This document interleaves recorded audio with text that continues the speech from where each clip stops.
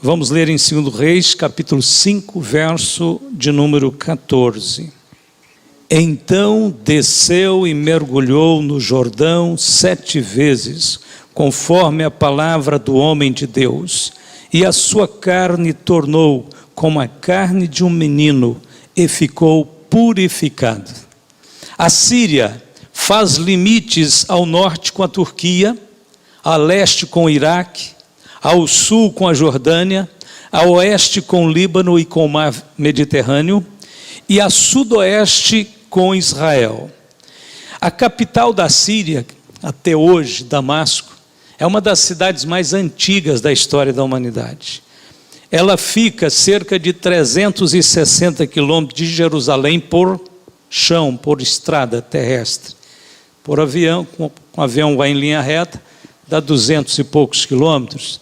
Nos dias dos apóstolos, a cidade de Antioquia da Síria se tornou um lugar muito importante também para o cristianismo, porque se tornou quase praticamente o berço das missões transculturais, das primeiras missões transculturais que Paulo levou a cabo. Capítulo 11 de Atos, verso 26, diz que foi lá na Síria que pela primeira vez os seguidores de Cristo foram chamados cristãos.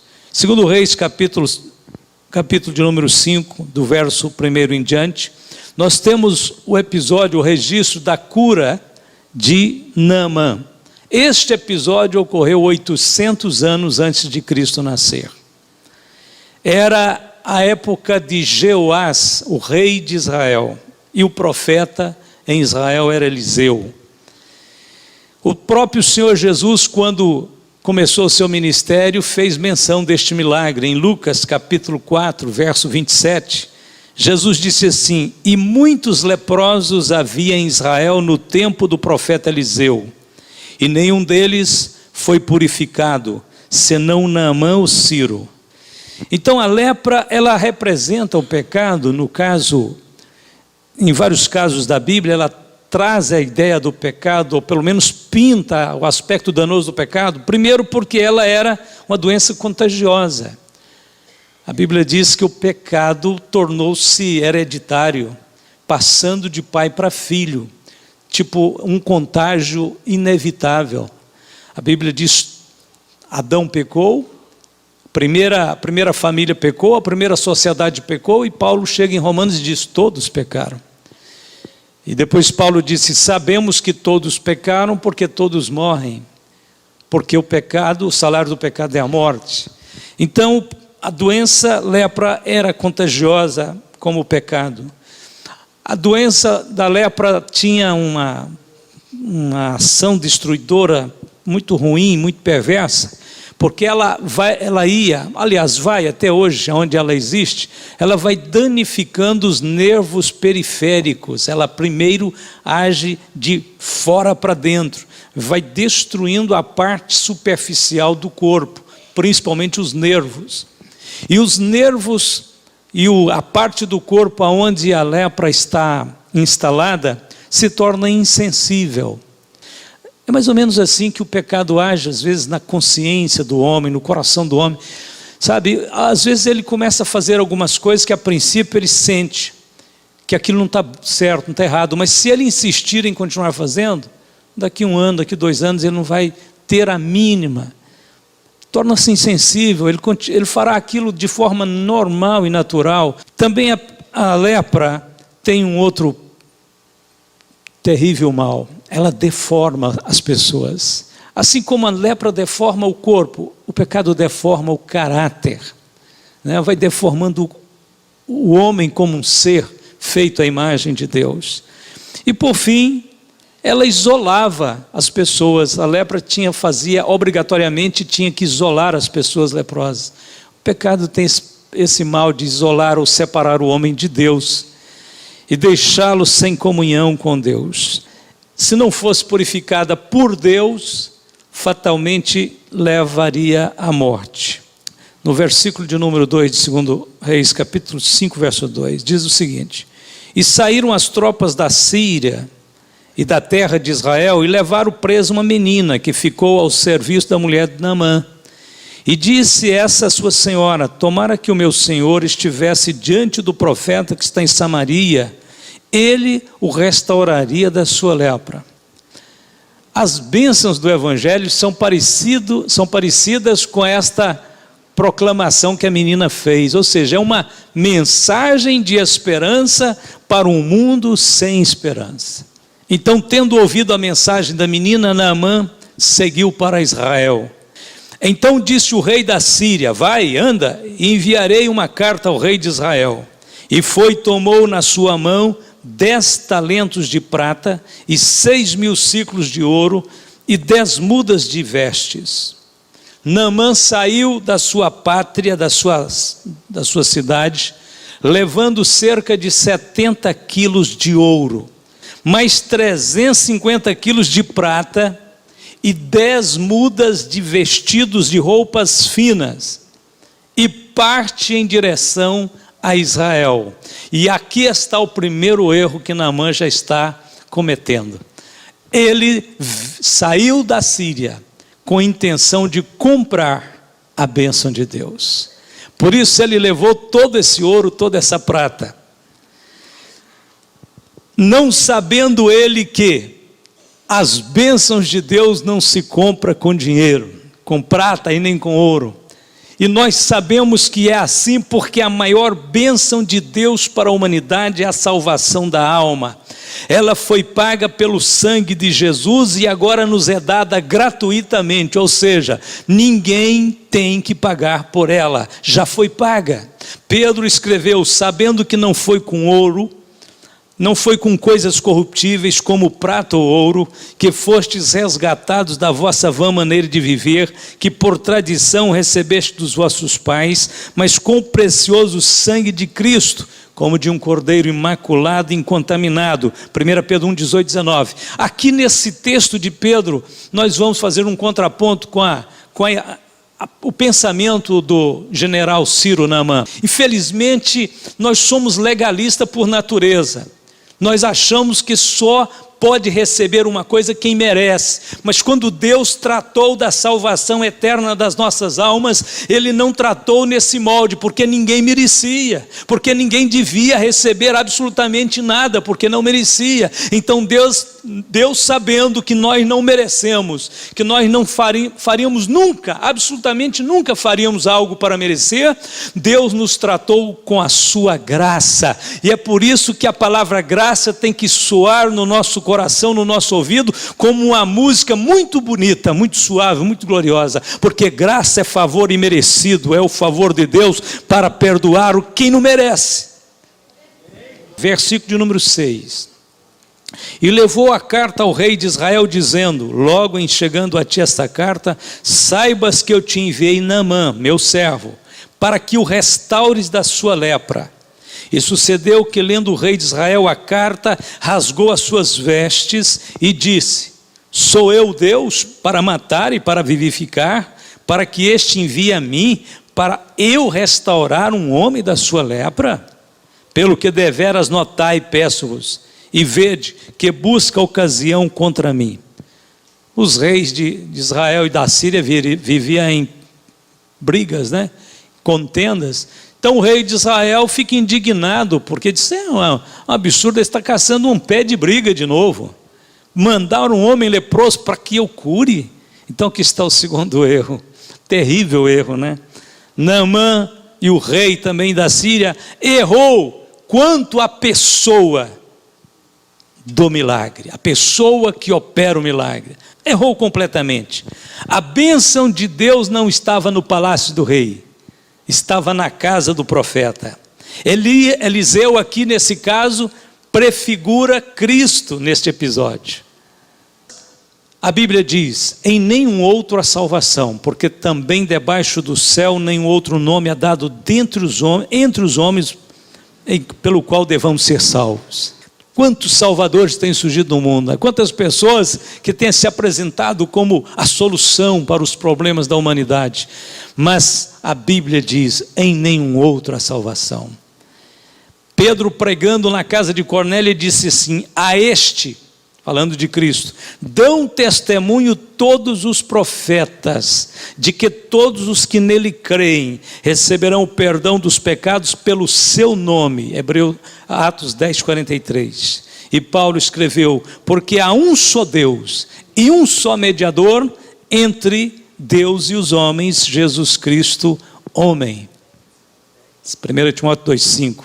Número 3, vamos dar uma olhadinha agora no versículo de número 9 em diante. Veio, pois, Naamã com seus cavalos e com seu carro, parou à porta da casa de Eliseu. Então Eliseu lhe mandou um mensageiro dizendo, vai e lava-te 7 vezes no Jordão, e a tua carne te tornará e ficarás purificado.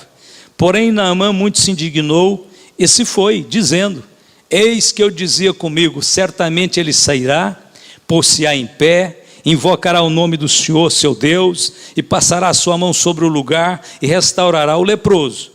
Não são porventura Abana e Farpar, rios de Damasco, melhores do que as águas de Israel? Não me poderia eu lavar neles e ficar purificado? E voltou-se e se foi com indignação. Até o verso 12. Naamã aqui está por um fio de perder a bênção. E se ele perdesse essa bênção, só tinha uma pessoa culpada disso. Não era Deus, não era o profeta, não era o rei de Israel, não era o rei da Síria. Quem era o culpado? Seu ego, ele mesmo. Olha, todo o problema que o homem monta e faz, ele mesmo é o culpado. Aliás, o homem, no seu estado de pecado, de desobediência, ele não apenas tem problema, ele é um grande problema. Imagine o problema que o homem é para o planeta Terra. Vai polícia, vai Ibama, vai todo mundo lá para mata, para a selva amazônica, proteger a selva. Quando eles viram as costas, um dia depois, já tem um homem destruindo de novo a mata, já tem gente de novo quebrando tudo, pela ambição, pelo desejo do dinheiro, sabendo que pode ser preso, processado, para a cadeia, mas ele é arrastado pelo seu pecado, ele é instigado pelo seu mal. Então o homem não apenas tem problema, ele é um problema. Quando você entra num trânsito, cada vez vai ficando mais caótico o trânsito, né? Porque carro demais. Qual que é o problema do trânsito? É o homem. Não é as ruas, não são as ruas. As ruas ficam quietinhas no lugar delas, né? Não são os semáforos, não são os postes, não são as árvores que estão na beirada da rua. Só o homem veio e bateu na árvore, porque a árvore passou na frente do carro. Não, não foi. A árvore está no lugarzinho dela, né? Qual que é o problema aí? Quem é o problema? O homem. Então aqui está dizendo o seguinte, Naamã comete um erro, porque Naamã, como todo homem normal, natural, ele erra quanto à atitude que se deve ter para pleitear um milagre. É preciso entender que para pleitear um milagre de Deus, eu e você precisamos ter a atitude correta. Se nós não tivermos a atitude correta, Deus continuará todo-poderoso, cheio de amor e de misericórdia, mas não fará. Não fará.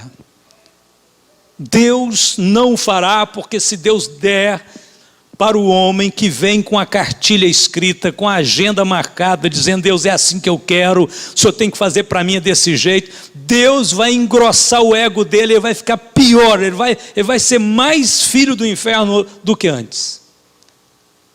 Mais do que curar Naamã da lepra, Deus queria curar ele da sua presunção, do seu orgulho, da sua vaidade. Olha o que ele diz, a Bíblia diz que ele veio pensando no caminho, ele veio imaginando já na recepção que ele tinha que ter. Deus quer nos abençoar. A Bíblia diz o seguinte, ainda que o Senhor é excelso, atenta para o humilde. Olha que maravilha. Deus, a Bíblia diz que ele está sentado num alto e sublime trono, mas ele atenta para o humilde. A Bíblia diz que Deus abaixa-se para ver o necessitado. Aliás, toda a caminhada do Filho de Deus foi descendo, né? desceu da glória para a terra, desceu para a manjedoura, para a palha, para o feno, depois desceu lá nas águas do Rio Jordão para ser batizado, e Jesus foi descendo, desceu até chegar na cruz, na sepultura, sempre descendo. Aquele que não tinha qualquer pecado desceu para vir até nós, para que nós pudéssemos também subir com ele à presença de Deus. Como deve-se chegar na presença de Deus? A Bíblia diz que ainda que o Senhor é excelso, atenta para o humilde, mas ao soberbo conhece-o de longe. Salmo 108, verso 6. Tiago diz o seguinte: senti as vossas misérias, e lamentai e chorai, converta-se o vosso riso em pranto e o vosso gozo em tristeza, humilhai-vos perante o Senhor, e Ele vos exaltará. Tiago capítulo 4, verso 9 e 10. Em toda a Bíblia, nós encontramos pessoas contritas, sendo abençoadas por Deus. Você lembra de alguma pessoa que veio humildemente e Deus a abençoou de uma forma abundante? Quem, por exemplo? Ana, lá no Velho Testamento, chorando amargamente, porque queria ter um filho, Deus deu o filho para ela. Rei Ezequias chorou, virou para o canto da parede, chorou amargamente. Deus ouviu o seu choro e o abençoou, livrando ele da morte. O centurião de Cafarnaum: não sou digno, Senhor, de que entre debaixo do meu telhado. A mulher Cirofenícia: Senhor, os cães também comem das migalhas que caem da mesa dos filhos. Todas essas pessoas foram abençoadas por Jesus, porque elas foram humildes, porque elas resistiram à prova, porque elas disseram: Deus tem o que eu preciso, eu vou buscar. Busque a Deus, você vai encontrar o que você precisa. Ele tem tudo o que nós precisamos. Bata na porta certa. Na despensa de Deus tem toda espécie de alimento. O Senhor tem toda espécie de provisões para a nossa vida. Quarto erro do Naamã: ele estava pertinho de perder a bênção ali, né? Porque ele disse: eu vou tomar banho nesse rio aí. Não, lá no Damasco tem 2 rios de águas límpidas, eu vou sair lá da minha terra para vir tomar banho no Jordão? Aí vamos lá, capítulo 5, verso 13. Então chegaram-se a ele os seus servos e lhe falaram e disseram: meu pai, se o profeta te disser alguma grande coisa, porventura não a farias? Mas quanto mais, dizendo-te ele: lava-te e ficarás purificado. Então desceu e mergulhou no Jordão 7 vezes, conforme a palavra do homem de Deus, e a sua carne tornou como a carne de um menino, e ficou purificado. Vale a pena ser humilde, é? Deus escolheu as águas barrentas do Jordão para purificar Naamã. Da mesma forma que Deus também escolheu a obra da cruz para trazer salvação para a humanidade. Quem olhasse para a obra da cruz veria algo muito ruim. A cruz não era bonita. A cruz não era convidativa. Não havia absolutamente nada empolgante na cruz. Cruz era instrumento de sentença de morte, de suplício, de dor. Era rústica. Como é que pode Deus tomar uma coisa assim tão repulsiva e dizer: este é o caminho da salvação? Como o profeta disse, o caminho da sua purificação é entrar nas águas barrentas do rio. Meios divinos para trazer salvação para a humanidade. Os homens normais, comuns, têm apresentado muitos meios de salvação, e os meios de salvação do homem são sofisticados, só porque nenhum deles pode levar o homem para o céu. Observe o que Paulo fala sobre a doutrina da cruz, o que significava a cruz na mente dos apóstolos, e o que deve significar para nós. Capítulo 1, 1 Coríntios, verso 18. Porque a palavra da cruz Ou seja, a pregação de que Cristo morreu por nós na cruz é loucura para os que perecem, mas para nós que somos salvos é o poder de Deus, porque está escrito: destruirei a sabedoria dos sábios e aniquilarei a inteligência dos inteligentes. Onde está o sábio? Onde está o escriba? Onde está o inquiridor deste século? Porventura não tornou Deus louca a sabedoria deste mundo? Visto como na sabedoria de Deus o mundo não conheceu a Deus pela sua sabedoria, aprove a Deus salvar os crentes pela loucura da pregação. Porque os judeus pedem sinal e os gregos buscam sabedoria, mas nós pregamos a Cristo crucificado, que é escândalo para os judeus e loucura para os gregos. Mas para os que são chamados, tanto judeus como gregos, lhes pregamos a Cristo, poder de Deus e sabedoria de Deus, porque a loucura de Deus é mais sábia do que os homens, e a fraqueza de Deus é mais forte do que os homens. Porque vede, irmãos, a vossa vocação, que não são muitos os sábios segundo a carne, nem muitos os poderosos, nem muitos os nobres que são chamados. Mas Deus escolheu as coisas loucas deste mundo para confundir as sábias, e Deus escolheu as coisas fracas deste mundo para confundir as fortes. E Deus escolheu as coisas vis deste mundo e as desprezíveis, e as que não são, para aniquilar as que são. Mas vós sois dele, em Jesus Cristo, o qual para nós foi feito por Deus sabedoria e justiça e santificação e redenção, para que, como está escrito, aquele que se gloria, glorie-se no Senhor. Com todos os tropeços, Naamã conseguiu ir, mergulhar, obedecendo a palavra de Deus, ser curado. Voltou querendo pagar aquilo, o profeta disse: não te tomo nenhuma muda de vestido, vai, leva tudo para trás, não preciso. Os profetas de Deus não têm essa ambição terrena por riquezas, por isso nunca negociam a palavra de Deus, nem os dons de Deus. Quando você vê, em nossa época moderna, contemporânea, líderes religiosos tentando aproveitar desses milagres de Deus para sugestionar o povo, para dar dinheiro, para contribuir, para levar o lenço ungido, para comprar o martelo da justiça, a espada da libertação, o sal grosso, a gota ungida, você está diante de falsos profetas. Você não precisa ter medo de falar que é falso profeta, não. Você tem que denunciar como um falso profeta. Eliseu não aceitou, mas o seu funcionário, o seu ajudante, quando Naamã saiu, cercou ele lá na frente, Geazi chegou, e Naamã disse: o que está acontecendo? Você vem correndo atrás de mim? Ele disse: o meu senhor resolveu. Chegou um pessoal lá na casa dele, e ele pediu para o senhor mandar uns 30 quilos de prata. Tá bom, só uns 30 quilos. E umas mudas de vestido aí e tal. O Naamã estava tão agradecido, disse: não vou te dar 30 não, vou te dar 60 quilos. Meia hora depois ele entrou na casa de Eliseu desconfiadinho, assobiando. Eliseu disse: ô Geazi, para onde você andava?